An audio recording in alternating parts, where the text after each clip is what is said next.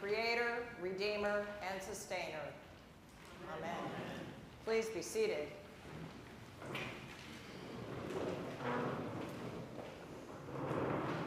So we come together tonight on this Maundy Thursday night, which traditionally was the Last Supper. And when I think about when we have supper gatherings with our family at Easter time, Christmas time, Thanksgiving time, and all the preparation that goes into making that meal perfect. We have the traditional foods, and we have the traditional flowers and candles, and some of you have family china that you use, tablecloths. We make it perfect. Well, the Passover feast, as we know, we'll be hearing the story from Exodus on Holy Saturday. They ate a meal, but it was a very different meal. God had said, you have to do this, and you have to do this, and unleavened bread, and eat it quickly, and because you're going to be freed from slavery. Jesus gathered not with his family on this night. He gathered with the disciples, which was unusual. For Passover, you gather with your family, because Jesus was doing a new thing. He was trying to show them, through all of his actions, through all of his ministry, that he was doing a new thing.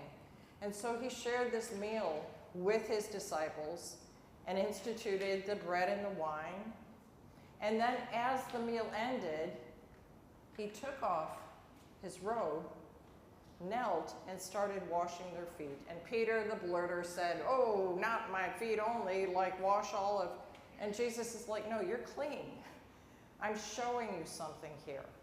Because as we know, traditionally when house guests would come for a meal, it would be the servant who would greet you at the door and wash your dusty, dirty feet before you came in the house. And Jesus was making that point that now I am your servant. And I'm teaching you that you need to go and serve as well. That's your role now. And something I don't think about very often is that it says Jesus washed all their feet, including Judas, even though it said several times that he knew that Judas was going to betray him, washed even Judas's feet. So it reminds me of, there's an organization in San Francisco, it's been around, 10, 15, 20 years, Care Through Touch. And they do foot massage with homeless people in the soup kitchens and in open squares.